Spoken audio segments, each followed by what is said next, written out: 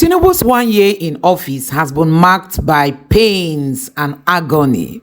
Take a look at this headline, and it says over 4,000 people have been killed and 7,000 people have been kidnapped just between May 2023 and May 2024. And this person tweeted and said, Asiwaju's 1 year achievements: FDI at all-time low, the dollar is at 1,500 naira, Japa is at all-time high, bigotry at all-time high, taxation at all-time high, inflation at all-time high, poverty at all-time high, insecurity at all-time high, borrowing at all-time high, corruption at all-time high, propaganda at all-time high, petrol price is at all-time high, school fees at all-time high, transportation at all-time high, unemployment at all-time high, electricity tariff at all-time high, cost of governance is at all-time high, exodus of foreign brands at all-time high, purchase of Japanese SUVs at all-time high. All subsidies enjoyed by Nigerians have been removed. Another year of your lives wasted. Really, a year of Nigerian people's lives wasted. So guys, many people have criticized Tinubu's economic policies that have grounded our economy. But apart from that, the level of insecurity in Nigeria is something very alarming. Do you know what? These bad guys leave the bush at their own convenience, take the number of persons they want, and head back to the bushes without any confrontation. Take a look at this analysis by this security expert. Take a look. Honorable Minister of Defense and State also, the Minister of Interior, the Minister of Police Affairs should have been people who are seasoned. I mean, one is not saying that you should have retired generals or retired military officers or people who are in who are in the security field to necessarily hold a portfolio of defense. But given the situation we find ourselves, I think the current appointees there are square pegs in a round hole, in a manner of speaking. They are not suitable for that appointment, in my own opinion. And that conveyed to me, it conveys that is, I mean, that this is not high priority to Mr. President. Reason again for advocating that the appointees, the team, the national security team should be equal to be square pegs in square hole, is that, right, the service chiefs, that is the Army, Navy, and Air Force, and also the Chief of Defense Staff, and in my opinion also the National Security Advisor, are good picks. They are, I mean, you couldn't get better people to fill that appointment. But in the case of Minister of Defense, for instance, you need seasoned people. Given the situation we found ourselves, we're in a crisis situation. It should have been perhaps retired military officer of any of the service, or somebody who has been who is seasoned in security affairs to head that, because it will help the service chiefs. He needs people to drive his agenda. That is the security agenda, the process. You need people to drive that process. I mean, we're thinking of he has 3 years left in this first term. If he's lucky to get second time, fine. But 3 years. Now, we need to see results. There needs to be a strategy of how to address this issue. And if you come up with those strategies and you don't have people, competent people to drive it in terms of Ministry of Interior, in terms of Ministry of Defense, Ministry of Police Affairs, you're going to face a lot of challenges, because you need people that will support, that will assist the service chiefs to interface with the National Assembly. You need people that will assist the services to also get things from other ministries. Don't forget that when you're talking of national security issues, you're talking of crisis situation of this magnitude, right? All sectors of the economy, all sectors have to come together. So you need the political leadership to be up to that is to be up to the task. But in my own opinion, with due respect to the Honorable Minister of Defense and Minister of Defense State, and also the Police Affairs, I don't know him. I think they could be reassigned to other portfolios, and that will help the process. Abubakar Malami and even the former president said a number of times that we had arrested some terrorism financiers, sponsors, collaborators, and the rest. And that was true. and that something significant was going to be done and is going to listen. But unfortunately, the whole thing was truncated. And if that had been allowed if they are seen it through, I think it would have given a lot of impetus. It would have complemented the counterterrorism efforts that the military and other security agencies are doing. But I think it was a golden opportunity that was missed, and that was largely, I think, a negative, a minus for the former president. I think it was a golden opportunity lost. All right. The Arab Spring, the fallout of the Arab Spring, which impacted on the Sahel and Nigeria also, the deterioration of security, the insecurity situation worsened, right? The military has increasingly been out, and to the extent that the military has virtually is now engaged fully in its secondary role rather than its primary role, and that is not good enough for the military itself and for the country in general. Because let's not forget, we are right now witnessing heightened security situation globally. We are almost on the verge of a third world war, God forbid, but we're on the verge of that. And our military being out on the street, out of barracks, not preparing, not training for its primary role could be counterproductive, could be dangerous for us. So the police should be re-equipped, should be allowed retrained, re-equipped, and all things necessary that is required should be done to get them to take over some of the roles of some of the things that the military is doing in the street. You hear these days a clamor for the state police. I mean, state police, well, I neither support nor am I against it. I'm not against it, but I don't support it for now. But the thing is that what is the reason for agitation for state police? The agitation is because there are gaps. State governors are concerned about the worsening security situation in their states, respective states, largely because perhaps in their states the military units there are either thinned out, reassigned somewhere in support or for conducting military operations, say in the northwest and in the northeast, as it is. So you have gaps, and that's why people are advocating for state police. Now, in my own opinion, right, the police should come in, but again, we need an additional force, if you may. We should look at the concept of National Guard. This was President Ibrahim Babangida, set up the National Guard some years back, shortly before he left in 1993. And unfortunately, it was scrapped not long after he left. And I think that was a mistake. Because in internal security, the police is inadequate. Because policing work is maintenance of law and order. There are some situations where the police will be inadequate in terms of firepower, in terms of training, in terms of capability. They may not be able to do it.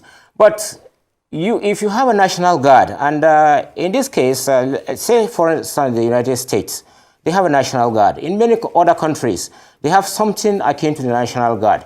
So we should start thinking along that line. It may not necessarily be the National Guard the way it is in the United States. But again, look at, we could look at bolstering the NSCDC, that is the Civil Defense Corps. We could think of bolstering them, and bolstering them in a way that will make them effective to handle those situations. Because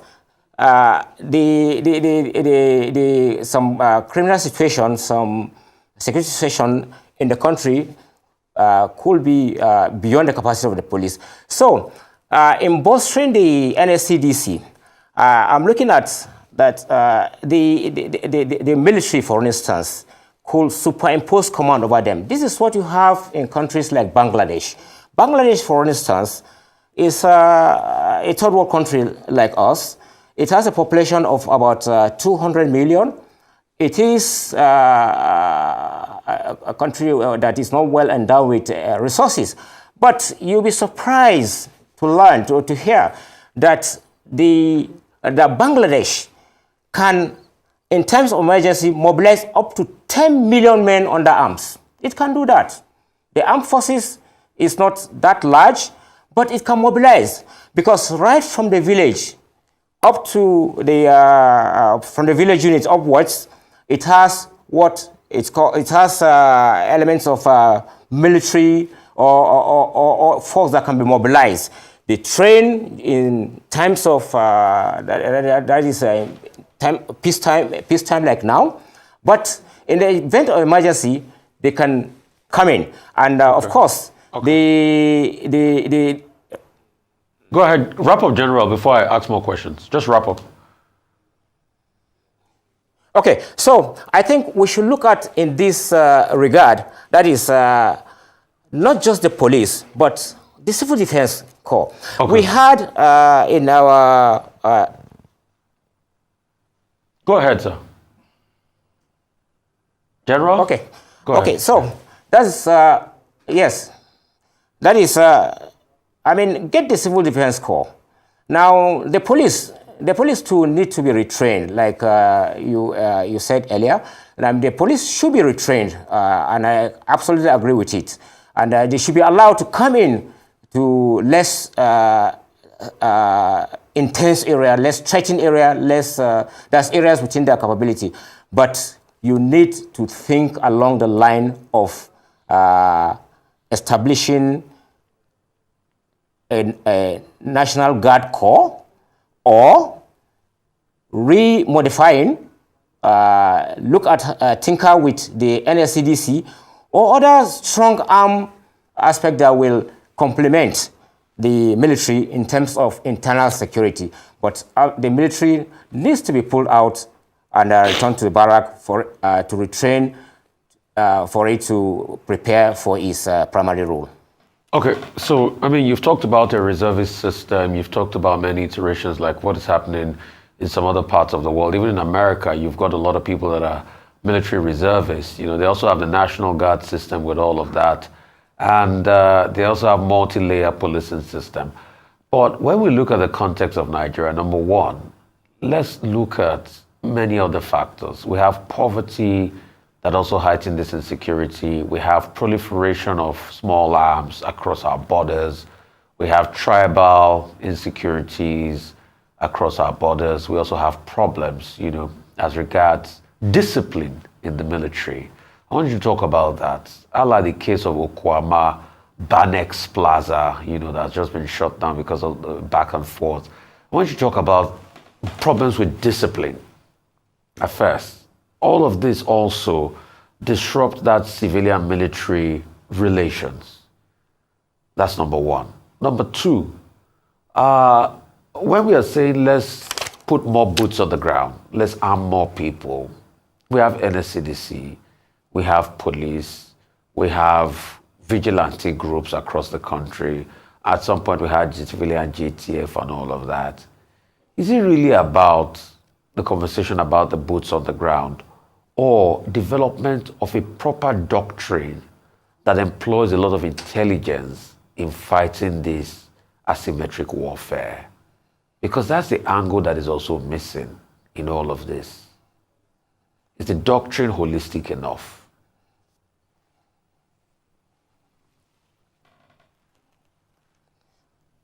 Okay. Right, good point. I should stress, first and foremost, that there is no problem of discipline in the military, right? You may not agree with me. It's not because I'm a retired military officer, but generally, we don't have that problem of discipline.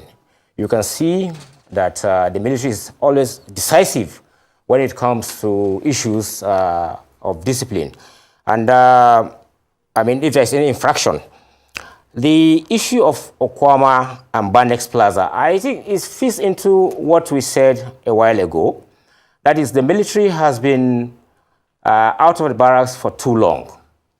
the military is doing, has been exposed to such kind of situations which ordinarily shouldn't be. Don't forget a military. A military is trained to fight. That is why you keep a military, to fight. And you instill him with some sense of aggression. A soldier should be aggressive, And the aggression we expect him to exhibit is against an adversary, enemy, not against Nigerians, of course.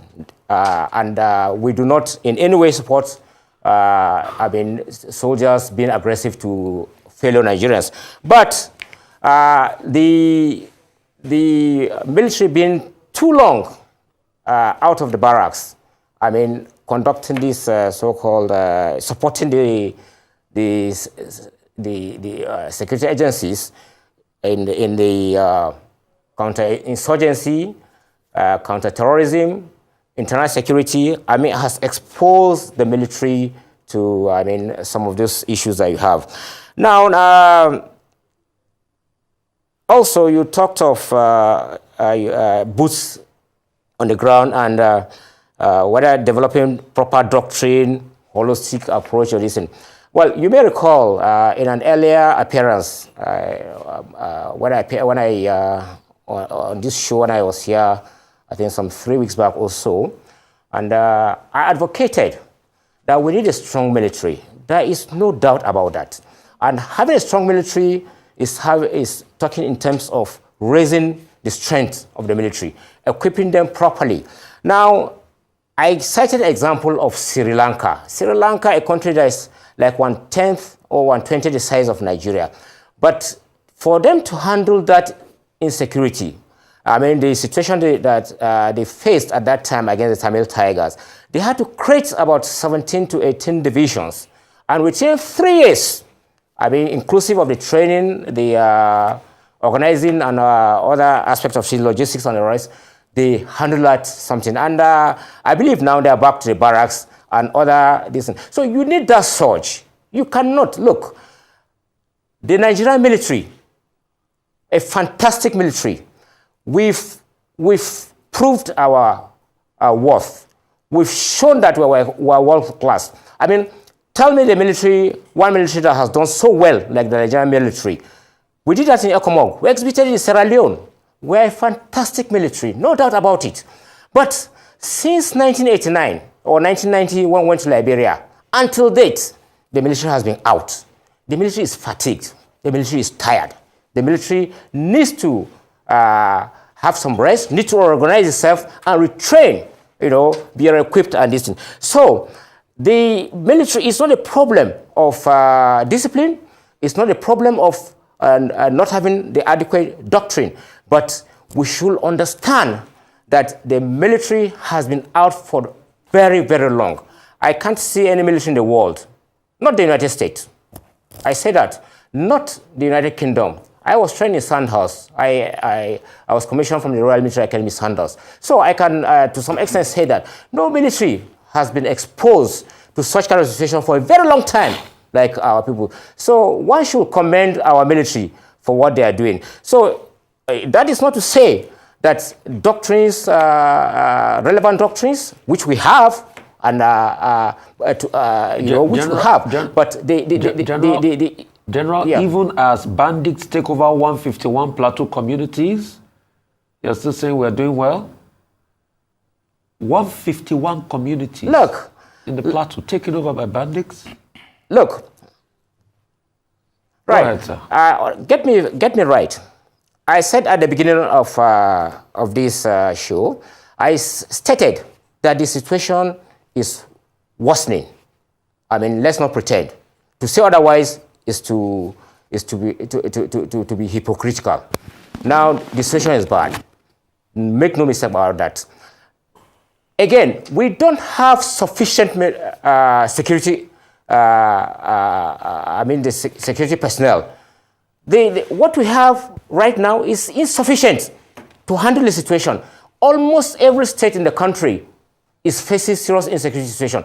It's because of the shortage, the insufficient number of troops that we have, that you see those situations coming up. Because just like, as I said a while ago, we've thinned out some locations. We've moved troops. We've moved forces, elements, to the northeast, to the northwest, to handle those. So from the areas where you've moved troops from, they've noticed gaps. Don't forget, criminality is local. Now, so these guys have seen gaps because those places are not they don't have sufficient troops to address this issue. And that is why we're also advocating for perhaps a National Guard or enhancing the civil defense. So this is not the fault of the military. I must stress that. This is not the fault of the military. And again, I mean, look at Nigeria, the size of Nigeria, and what do you have? What is the size of the military? I just said a while ago, in times of emergency, the Bangladesh, which is 1/10 its geographical size, you can check it. It's 1/10 its geographical size of Nigeria. In population, yes, it's about 200 million. But in an emergency situation, it can mobilize up to 10 million. You can fact check it. Up to 10 million. I trained in Bangladesh for 2 years. I did my senior staff course and I did my NDC there. Yeah. I'm sure many Nigerians will agree with you that indeed the situation is bad. But let me ask you, each time we find ourselves in a bad situation with regard to security, Nigerians are quick to come forward and say, oh, let's sack the security chiefs. Buhari sacked his security chiefs. It didn't solve any problem. It didn't improve the situation. Now, what is it that even when we sack the security chiefs, we recruit new ones, we put them there, the problem remains the same? What are those things that we're not looking at? We've heard about national security architecture, national security plan to be reviewed every 5 years. What are we reviewing really if we are not seeing results? Where is the missing link? Very good question. Now, in my own opinion, and it's my own view and opinion, I think number one is insincerity.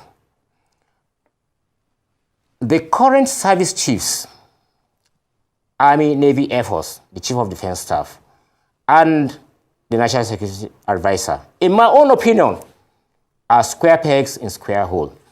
I say that again. And I know the service chiefs, the three of them. I know the CDS very well. And I can, vouch for them. I mean, it's not my place to do. They've been appointed. I didn't recommend them in any way.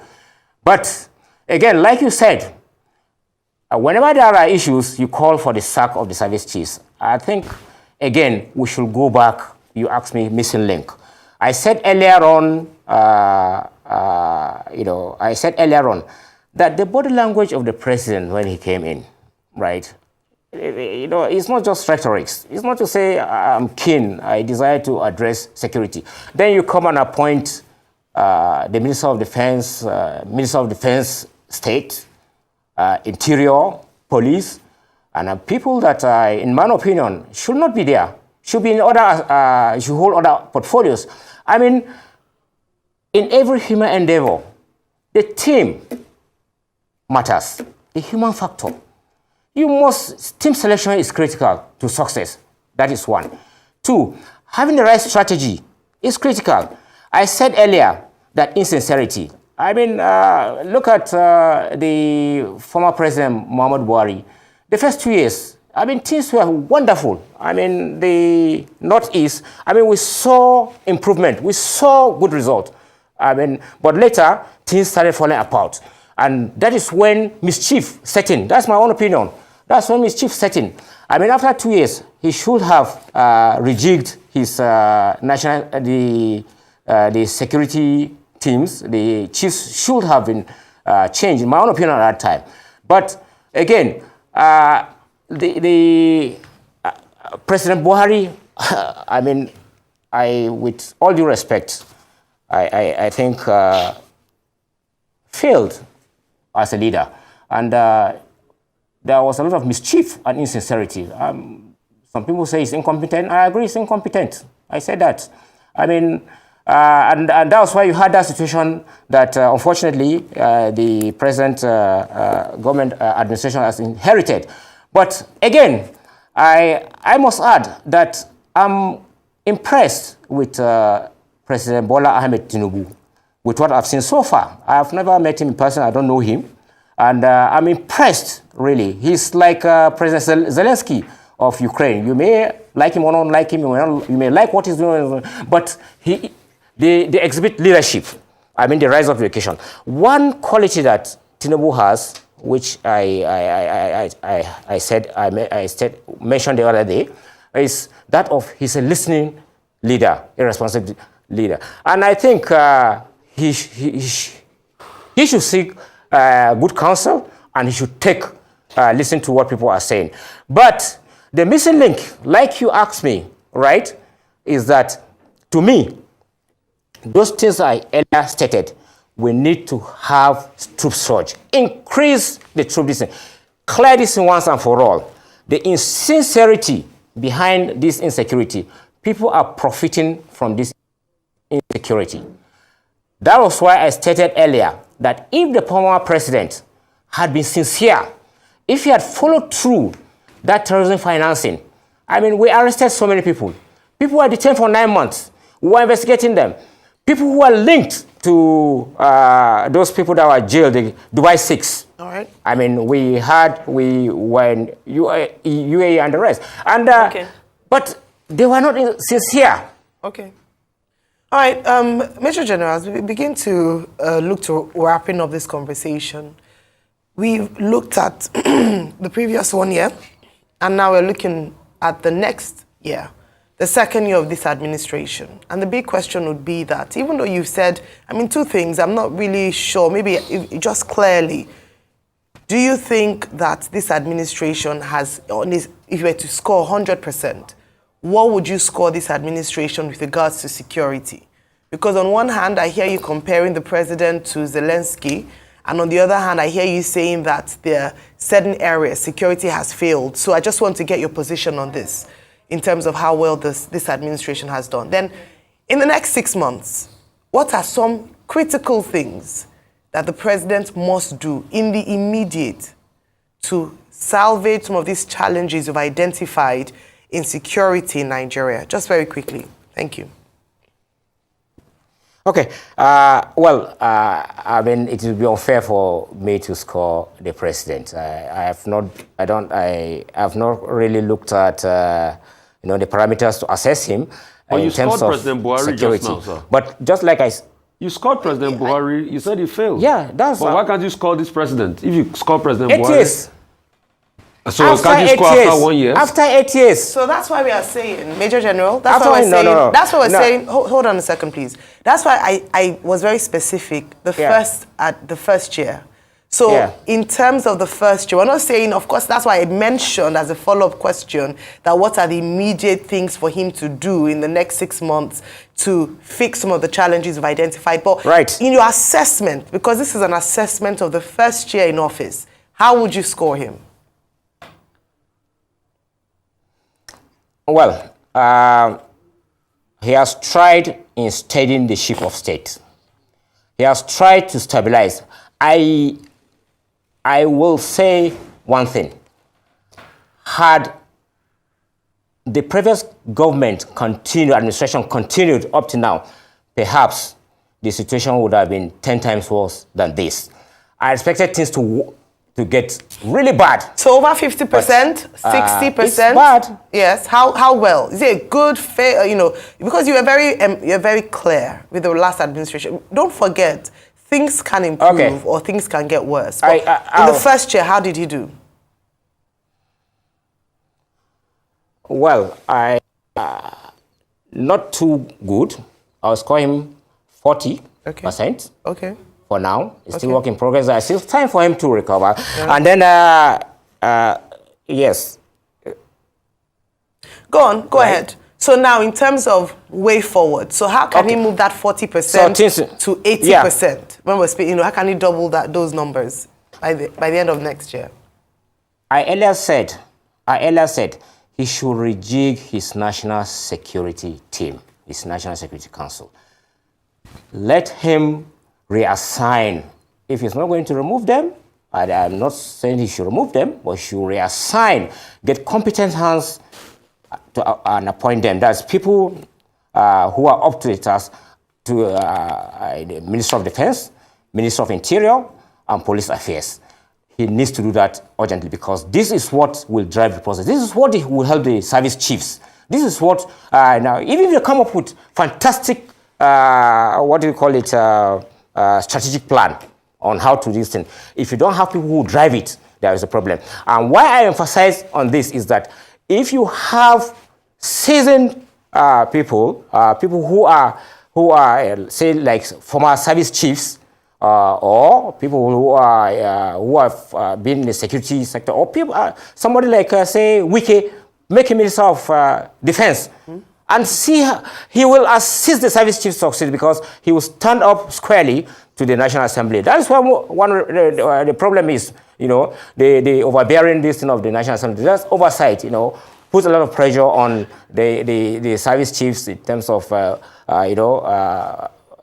summoning them here and there, and we all know that this summoning, there is an ulterior motive, pecuniary benefit. I'm saying this thing based on my past experience. I don't know what the current National Assembly is. But previous National Assembly, while I was from the rank of colonel and up to Major General before I left, in fairness to this one, I don't know anything about it, but the service chiefs were subjected to a hell of a time. They summon them here and there just because they want this thing, part distance. So that's one of the problems. Two, the president, they must come up with a strategy. The strategy to address this issue. And within the next 6 months to 1 year, they should begin to see result on the ground. Thirdly, they need to increase its troop strength. Look, let's not make mistake about it. The insurgents, the bandits, are using what you call guerrilla tactics, hit and run, and Nigeria is a vast area. The Northwest is a vast territory. With 1 or 2 divisions there, that's 8th Division and the 1st Mechanized Division, the division I commanded earlier, and also in north-central Nigeria, where you have the 3rd Division, they are grossly inadequate. I said the other day that Sri Lanka, that is not is not comparable to Niger State, who will raise up 17 divisions thereabout to address that issue. Why are we pretending? So that aspect has to be distant. Then, you recall, immediately after the president was inaugurated, either or before he was inaugurated, President Ibrahim Babangida, former President Ibrahim Babangida, made 5 suggestions to the president that, first, reorganize the military. Very fundamental, reorganize the military. Now, the military, the organization, in terms of, say, the army, for instance, right? Now, the order of battle, what we call order of battle, the 3-3-3 concept. Now, you have 3 battalions that make up a brigade. 3 brigades make up a division. And that's distant. What you have right now is that, and each of the battalion, that's the maneuver battalions, or the fighting battalions, if you like, the arms, the maneuver arms, that's infantry and armor. A battalion should, on the average, have about 500 to 720 personnel. But currently what you have, in some battalions, you have just about 100. And you call that a battalion. That is a glorified company. It is insufficient.